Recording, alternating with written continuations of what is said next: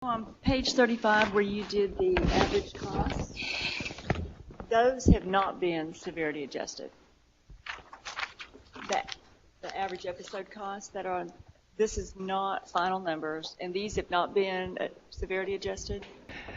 The numbers on page 35, there have been adjustments already applied to this. Not the full set of risk adjustments, but between at least the Medicaid numbers, the per diems have been normalized for this analysis, and the fact that a severity 4 within the same APR-DRG is much more expensive than a severity 1, that has also been accounted for in these analyses. So these numbers, if we hadn't done the adjustments, would be many of them would be even higher. So they have been brought down already.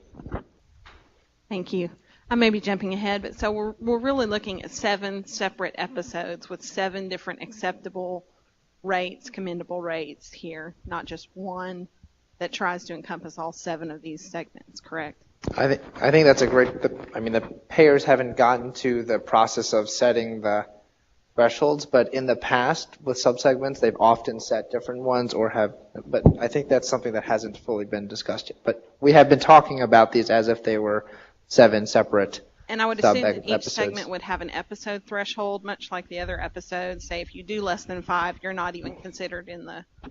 It's a great question as well. Again, that's part of the modeling that would happen, but there would be some threshold level, and whether the payers end up saying, for facility you have 5 for each of them, or you have 15 across 3, so you might have 3 and 7.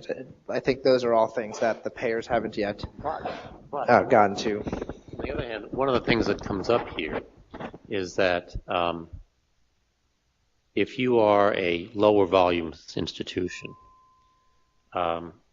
you could argue that they have made a choice to keep the child. So it's not necessarily just biologic variation, but it's actually a choice to have taken on that case, which maybe they might want to think about. Dr. Golden, I think way back early in this conversation, I'm looking at page 8, you said something about 80 to 90% of the episodes will fall in the acceptable, commendable, or gain-sharing area. If that's the case, how are we going to save any money? Yeah, well, first of all, we want to bend the cost curve, so it's not necessarily to save all the money, but to also avoid future costs and future expansion. But 2, by having the incentives where we're gain sharing, we are putting in place incentives to move everybody to the right. So we've always often said that if we had nobody in the unacceptable range and everybody in the commendable range, the system has actually saved money, because in order to get to that stage, everybody has moved to the right. So, yeah, on a system that the PAPs would be paid more, but the whole system has spent less. Remember, they're getting rewarded based on all resources, not on their fees.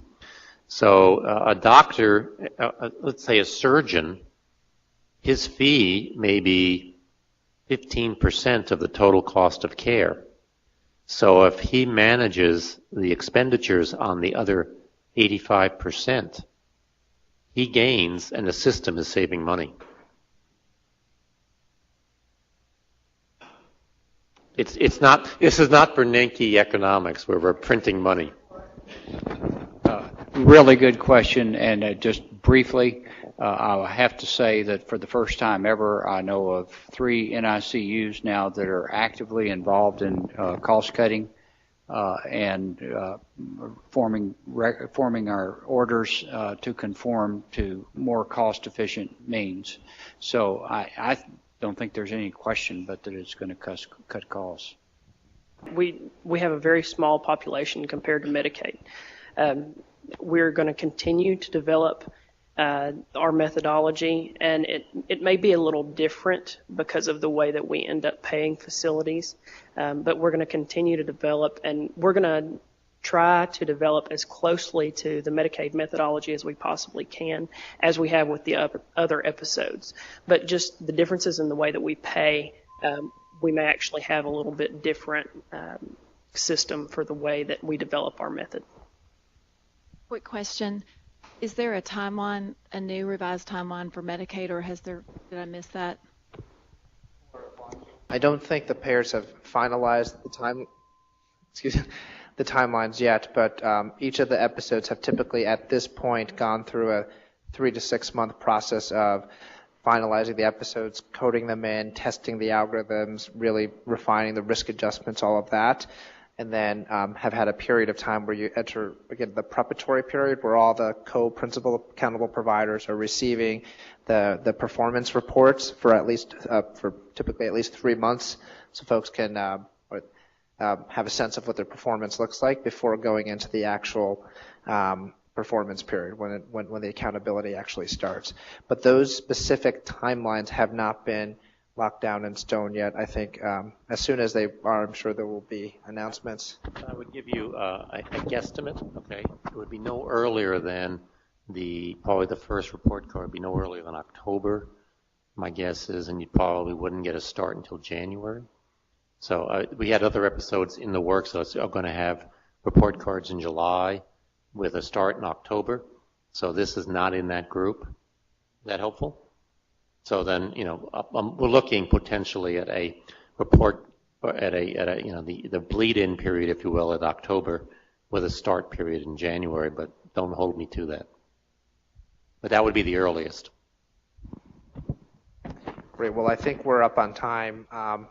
Thank you all. Let me just hand this back to Bill just to close us out here.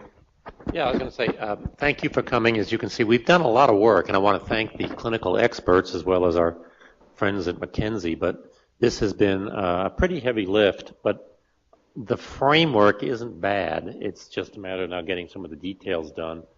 And as said from our Blue Cross colleagues, they may not be doing all 7 episodes. They may be doing 2 or 3 of them because they have more patients and some variation thereof. But I think, as Whit said, it's actually making people think about things that they hadn't thought about before, and that's a positive thing. So we thank you for your input and continued engagement as we move this forward. So thank you for coming and taking part in this.